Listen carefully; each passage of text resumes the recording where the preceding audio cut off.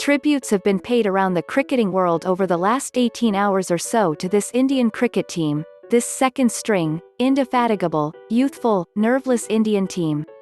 Quite rightly, everyone from Sunil Gavaskar down is lauding Ajinkya Rahane and his boys after producing one of the greatest test performances of all time, culminating a series that was arguably the best since the sainted 2005 Ashes.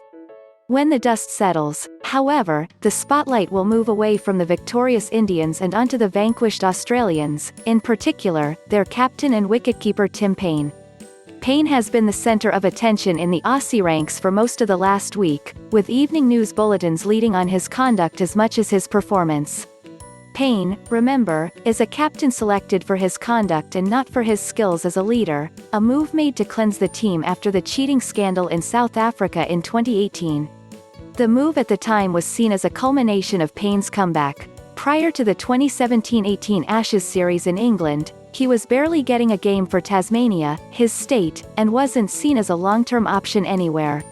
He almost called it quits completely. Within 12 months, he was Australian captain and a steady hand on the tiller who could steer the Australian Test team as an institution as much as an elite sports team.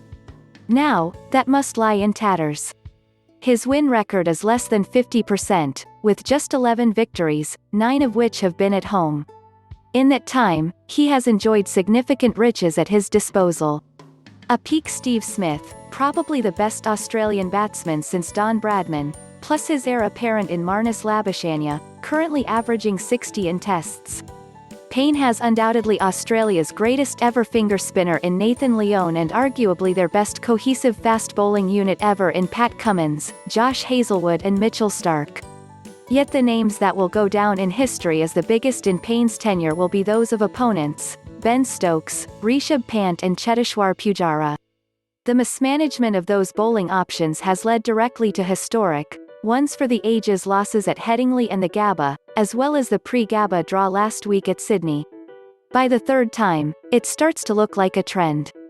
Yesterday, Paine's reluctance to let Marnus Labuschange have a go, despite huge footmarks seemingly designed for a leg spinner, and his choice to run Pat Cummins into the ground rather than let Cameron Green take some of the slack, were confusing. The continuance of short bowling that saw Pujara hit 11 times but rarely troubled in terms of his wicket, and the unthreatening fields that Nathan Lyon bowled to don't help the Aussie captain's cause either. All in, it's hard to make an argument for Paine to continue on a tactical level. His judgment as a DRS reviewer, a crucial capacity for both a captain and a wicketkeeper, also appears highly flawed.